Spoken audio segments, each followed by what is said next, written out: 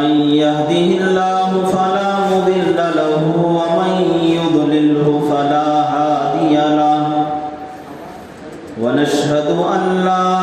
إله إلا الله وحده لا شريك له ونشهد أن سيدنا ومولانا محمدا عبده ورسوله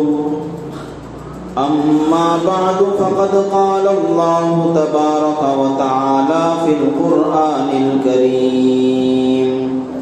فأعوذ بالله من الشيطان الرجيم بسم الله الرحمن الرحيم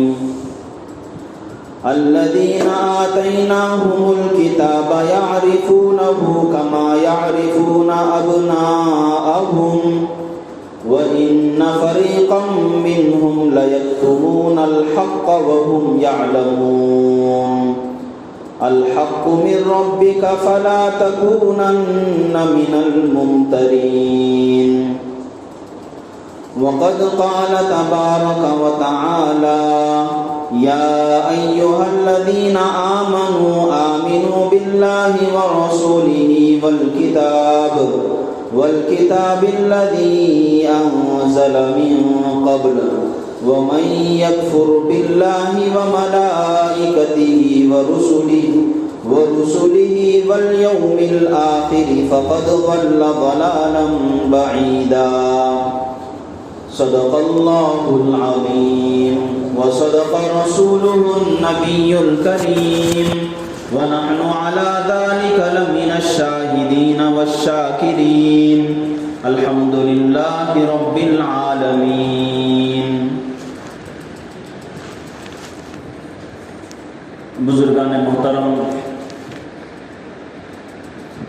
عزیز نوجوان بھائیوں، دوستوں، گزشتہ جمعہ حضرات کے سامنے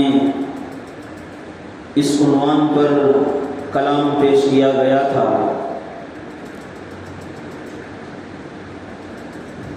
کہ رسالت، جس کا عقیدہ رکھنا، جس پر ایمان لانا ہم سب مسلمانوں کے لیے، مسلمان ہونے کے لیے ضروری ہے. وہ عقیدہ رسالت کیا ہے، اس کے اوپر گزشتہ جمعہ بات آئی تھی کہ جس طرح اللہ پر ایمان رکھنا واجب، اللہ کو ماننا ضروری، اسی طرح رسول اللہ صلی اللہ علیہ وسلم کو اور آپ سے پچھلے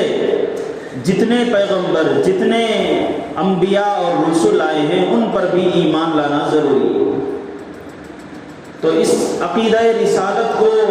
بیان کرنے سے پہلے ایک سوال میں نے قائم کیا تھا کہ یہ اللہ تبارک و تعالیٰ نے رسولوں کو، نبیوں کو، پیغمبروں کو جو بھیجا ہے، اس بھیجنے کا مقصد کیا ہے اور اللہ نے یہ سلسلہ کیوں جاری فرمایا. تو اس کو میں نے کہا تھا کہ اللہ تبارک و تعالیٰ اگر چاہتے تو ہر آدمی کو دنیا کے اندر مسلمان بنا دیتے، مومن بنا دیتے، کسی کافر کو دنیا میں جگہ نہ دیتے. اسی طرح اگر اللہ چاہتے تو ہر ایک کے پاس آتے اور بتا دیتے کہ اللہ کون ہے، کیا کرنا ہے، کیا نہیں کرنا ہے. لیکن اللہ تبارک و تعالیٰ نے کچھ خاص مصلحت کے خاطر ایسا نہیں کیا، بلکہ اپنا تعارف کرانے کے لیے، خود کو انٹروڈیوس کرانے کے لیے اللہ نے اپنے خاص بندوں کو، جن کو ہم پیغمبر کہتے ہیں، نبی کہتے ہیں، رسول کہتے ہیں، ان کی ایک جماعت شروع دور سے حضرت آدم علیہ السلام سے لے کر جناب محمد عربی صلی اللہ علیہ وسلم تک ہے. ہر ایک آدمی کو اللہ تبارک و تعالیٰ نے آ کر یہ نہیں کہا کہ یہ وہ چیزیں ہیں جن پر تمہیں ایمان لانا ہے، جن کو تمہیں ماننا ہے، نماز ایسے پڑھنا ہے، زکوٰۃ ایسے ادا کرنی ہے. اللہ نے ہر ایک کو آ کر پرسنلی انوائٹ نہیں کیا، دعوت نہیں دی. اس کی وجہ یہ ہے کہ اللہ تبارک و تعالیٰ کی عظمت کو، اللہ تبارک و تعالیٰ کے کلام کو، اللہ تبارک و تعالیٰ کی بات کو سمجھنا اور اللہ کی جلالت شان کو برداشت کرنا، اللہ کے کلام کو سننا ہر ایک آدمی کے بس کی بات نہیں ہے۔ انبیاء علیہم الصلاۃ والسلام بھی ویسے ہی تھے، لیکن اللہ تبارک و تعالیٰ نے انبیاء کے اندر وہ پاور اور وہ قوت اور طاقت عطا فرمائی جس کے ذریعے سے وہ اس قابل بن گئے، اور اللہ نے قرآن کریم میں اس کا بھی ذکر فرمایا ہے، فَإِنَّكَ بِأَعْيُنِنَا، اے نبی صلی اللہ علیہ وسلم آپ ہماری نگرانی میں ہیں، یعنی آپ ہمارے ٹریننگ سینٹر میں تھے، ہم نے تمہارے اندر وہ صلاحیتیں پیدا کی، وہ طاقت تمہارے اندر ہم نے منتقل کی، جس کے بعد تم ہماری وحی کو کیچ کرنے کے اور وحی کو قبول کرنے کے برابر صلاحیت والے بن گئے۔ تو ایک تو اس لیے اللہ نے اپنا کلام ہر ایک پر نہیں بھیجا کہ اس کے لیے ایک زبردست طاقت اور قوت کی ضرورت ہوتی ہے، وہ سوائے انبیاء کے، سوائے رسولوں کے اور ہر ایک کو عطا نہیں ہوتی۔ اسی طرح اگر اللہ تبارک و تعالیٰ ہر ایک کو دعوت دے دیتا، آ جاتا اللہ تبارک و تعالیٰ خود ہمارے سامنے، تو پھر اللہ اپنے بندوں کو کس طرح پہچانتا، کس طرح ان کا اللہ تبارک و تعالیٰ جائزہ لیتا، کس طرح ان کا ایگزام لیتا کہ کون میرا ہے کون میرا نہیں ہے، کون میری ماننے والا ہے کون میری ماننے والا نہیں ہے۔ تو ان مصلحتوں کے خاطر اللہ تبارک و تعالیٰ نے، جبکہ قدرت ہے اللہ کو اس بات پر بھی، لیکن ان مصلحتوں کے خاطر اللہ تبارک و تعالیٰ نے انبیاء کا سلسلہ جاری فرمایا اور رسولوں کا سلسلہ جاری فرمایا، اور حضرت آدم سے لے کر جناب محمد عربی صلی اللہ علیہ وسلم تک انبیاء 1,20,000 1,24,000 اعلیٰ کئی ساری روایتوں کے حساب سے انبیاء آتے گئے اور لوگوں کو ہدایت کا کام کرتے گئے۔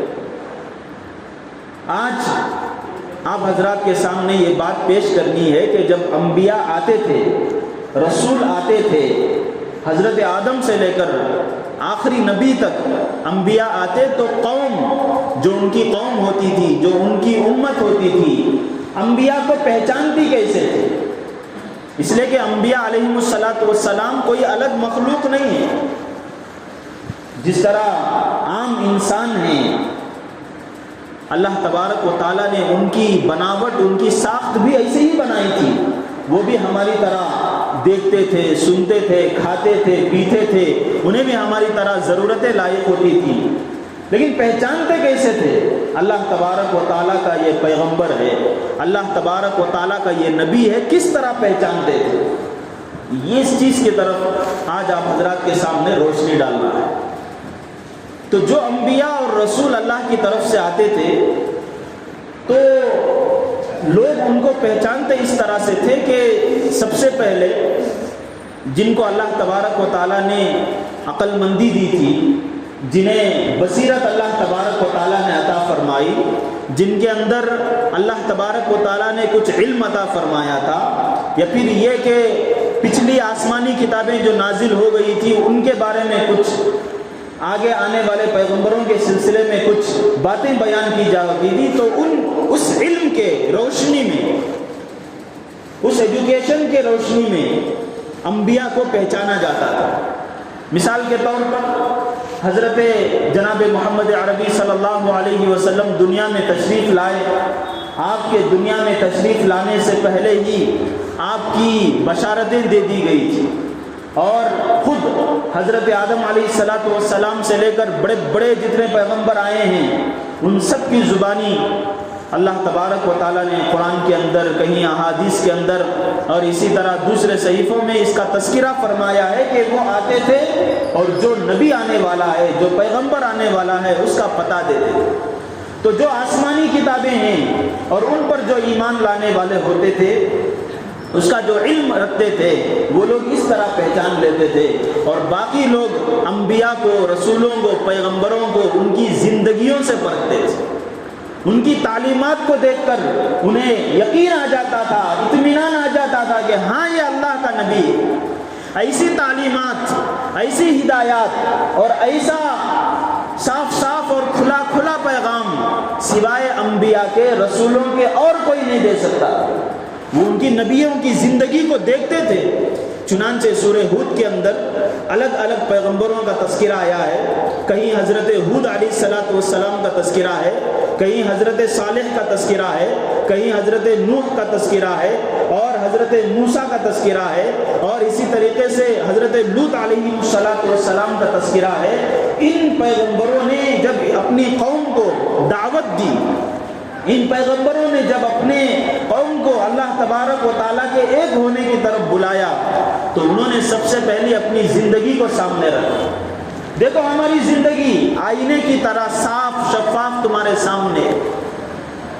صاف شفاف تمہارے سامنے ہے. ہمارا بچپن, ہمارے بچپنے سے لے کر نوجوانی کی عمر تک ہماری زندگی تمہارے سامنے ہے, اور خود تمہاری گواہی ہے کہ یہ بڑا نیک بخت بنتا تھا.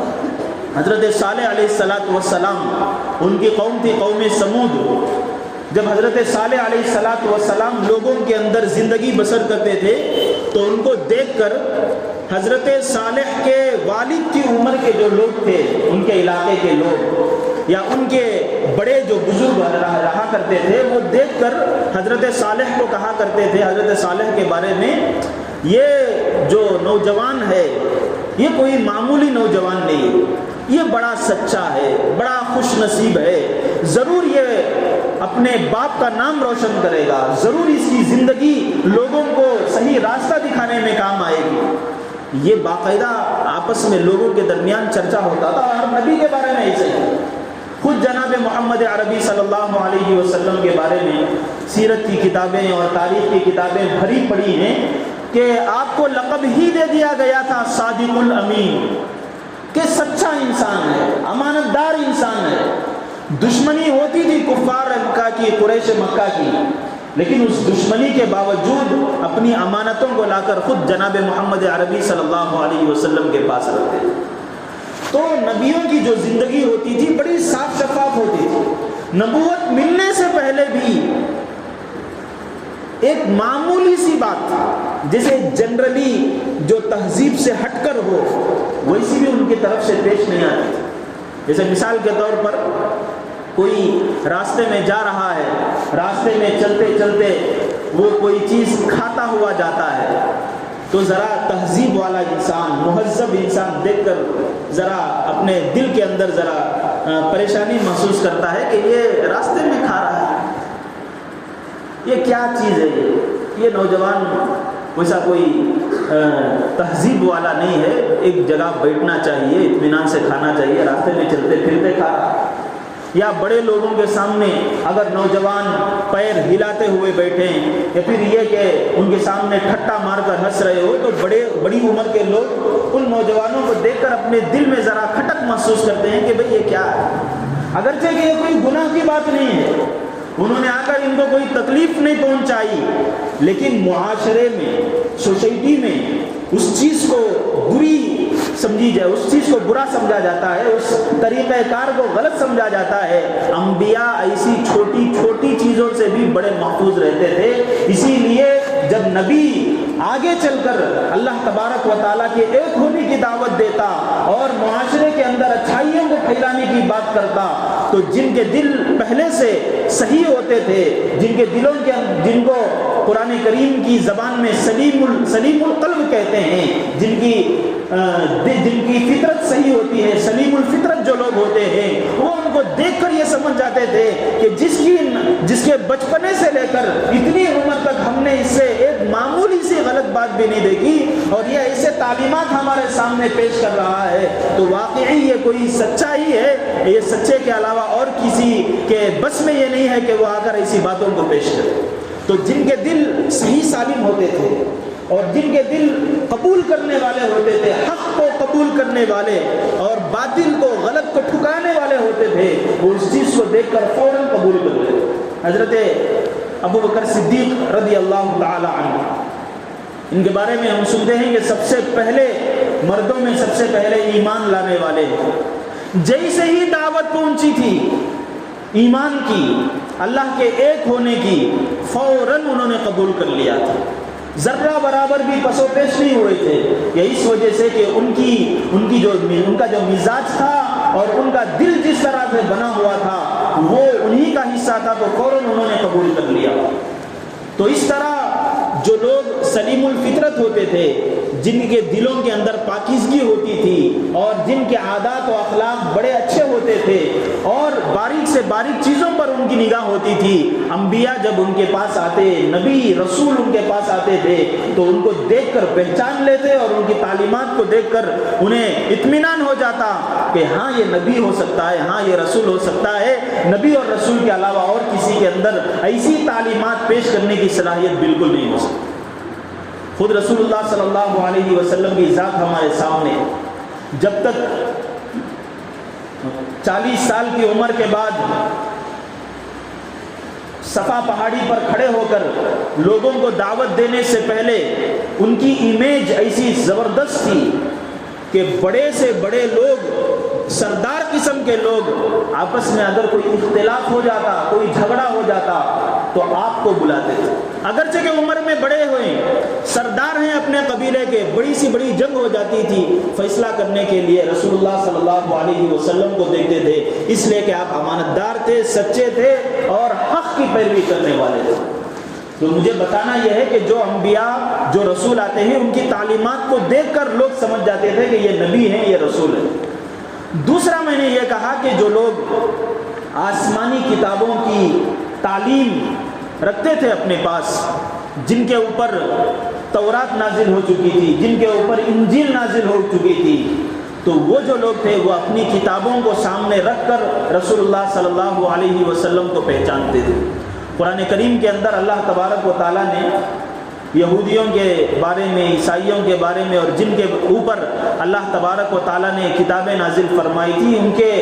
بارے میں زبردست بات کہی ہے۔ فرمایا الذین آتیناہم الکتاب، جن پر اللہ تبارک و تعالیٰ نے کتابیں نازل کی ہیں، کتابیں دی ہیں، یعرفونہ کما یعرفون ابناءہم،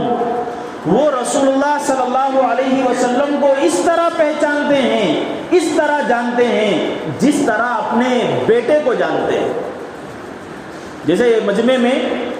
کوئی ایک باپ اس کونے میں بیٹھا ہے، کوئی اس کا بیٹا کہیں دور ہو، اگرچہ کہ وہ چہرہ اس طرف پھیرا ہوا ہو، اس کے سر کو دیکھ کر، اس کے کان کو دیکھ کر، اس کے ہاتھوں یا پیروں کو دیکھ کر، چہرہ نظر نہیں آیا، فوراً پہچان لیتا ہے کہ یہ میرا بیٹا ہے۔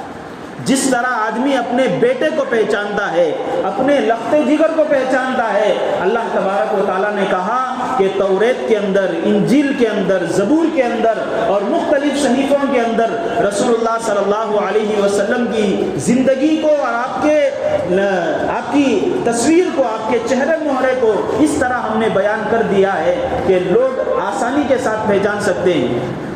چنانچہ امام ابن الجوزی رحمۃ اللہ علیہ بڑے محدث گزرے ہیں، ان کی ایک کتاب ہے سیرت العمرین، سیرت العمرین ان کی کتاب ہے۔ یہ امام ابن الجوزی رحمۃ اللہ علیہ بڑے محدث ہیں اور حدیث کے فن میں خاص طور پر بڑا درک انہیں حاصل ہے۔ انہوں نے اپنی کتاب کے اندر لکھا ہے کہ ایک مرتبہ حضرت دحیہ کلبی رحمۃ اللہ رضی اللہ تعالی عنہ کو رسول اللہ صلی اللہ علیہ وسلم نے اپنے زمانے میں جو بادشاہ ہوا کرتے تھے، اسلام کی دعوت دینے کے لیے، دین کی دعوت دینے کے لیے، اپنے نبی ہونے کے بات کو پہنچانے کے لیے خطوط لکھا کرتے تھے۔ اس زمانے میں روم کا بادشاہ تھا جس کو ہرقل کہتے ہیں اردو میں، عربی میں، اور انگریزی میں جسے ہرکولس کہتے ہیں۔ وہ ہرکولس سیکنڈ یا تھرڈ تھا، تاریخ کی کتابوں میں اس کا ذکر ملتا ہے۔ تو ہرکولس سیکنڈ یا تھرڈ تھا، وہ ہرقل جسے کہتے ہیں۔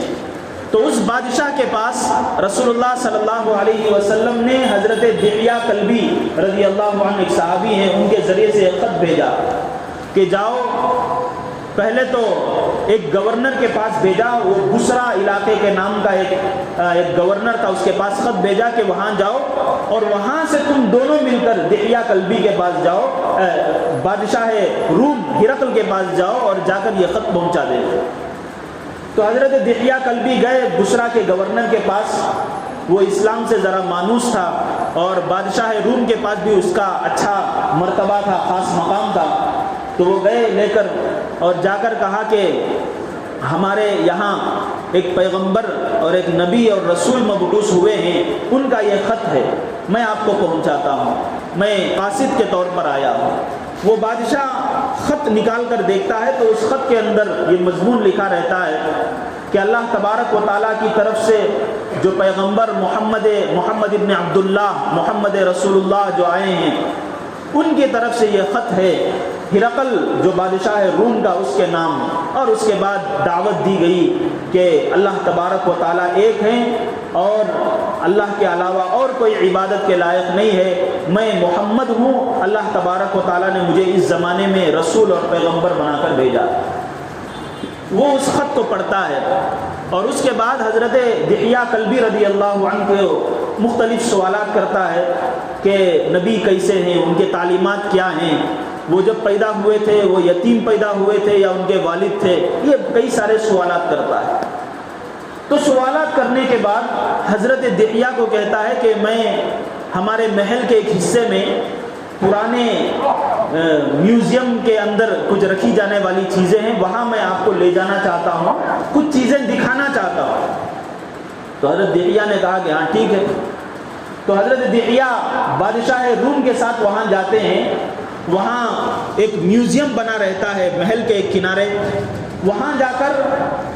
ایک بڑی تصویر رہتی ہے، کئی ساری تصویریں ہوتی ہیں، اس کے اوپر پردہ لگا رہتا ہے۔ تو علامہ ابن الجوزی رحمۃ اللہ علیہ یہ روایت نقل فرماتے ہیں کہ حضرت دحیہ کو لے جا کر ایک بڑی تصویر جس کے اوپر پردہ لٹکا ہوا تھا،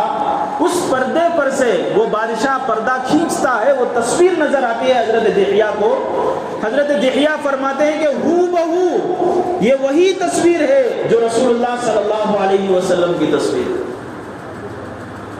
وہی تصویر جو رسول اللہ صلی اللہ علیہ وسلم کی، جس طرح ناک تھی آپ صلی اللہ علیہ وسلم کی، جس طرح آپ کی آنکھیں تھی، جس طرح آپ کی پیشانی تھی، جس طرح آپ کا سینہ تھا، آپ کے ہاتھ جیسے تھے، آپ کے پیر جیسے تھے، بالکل ہو بہو ویسی ہی تصویر وہاں پر بنی ہوئی۔ اور پھر فرمایا کہ اس بادشاہ نے پوچھا کہ جن کی طرف سے تم آئے ہو اور جن کے بارے میں تم کہتے ہو کہ یہ نبی بنا کر بھیجے گئے ہیں، یہ وہی آدمی تو نہیں ہے؟ تو حضرت دحیہ کہتے ہیں کہ ہاں یہ وہی ہیں۔ اور اس کے بعد بازو میں ایک تصویر لگی رہتی ہے، اس کے اوپر بھی پردہ رہتا ہے۔ حضرت دحیہ کہتے ہیں کہ یہ پردے والی تصویر کون سی ہے؟ وہ بھی تصویر کی یہ کرتا ہے۔ تو وہاں حضرت ابوبکر صدیق رضی اللہ عنہ کی تصویر بنی رہتی ہے، اس کے بازو میں اور ایک تصویر لگی رہتی ہے، اس تصویر پر بھی پردہ کھینچتا ہے، اور حضرت عمر فاروق رضی اللہ عنہ کی تصویر بنی رہتی ہے۔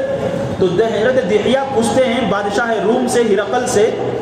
کہ آپ لوگوں نے کبھی مدینہ منورہ آئے نہیں، کبھی آپ مکے کو دیکھے نہیں ہیں، اس کے باوجود یہ جو تصویر آپ کے پاس ہے ہو بہو ہمارے نبی کی ہے، یہ ان کے سب سے بڑے خلیفہ ہیں، سب سے بڑے صحابی ہیں، یہ حضرت ابوبکر کی تصویر ہے، یہ حضرت عمر کی تصویر، یہ تصویریں آپ تک کیسے پہنچ گئی؟ تو بادشاہ روم کہتا ہے کہ ہماری کتابوں کے اندر، وہ بڑا عالم بھی تھا اپنے زمانے کا، ہماری کتابوں کے اندر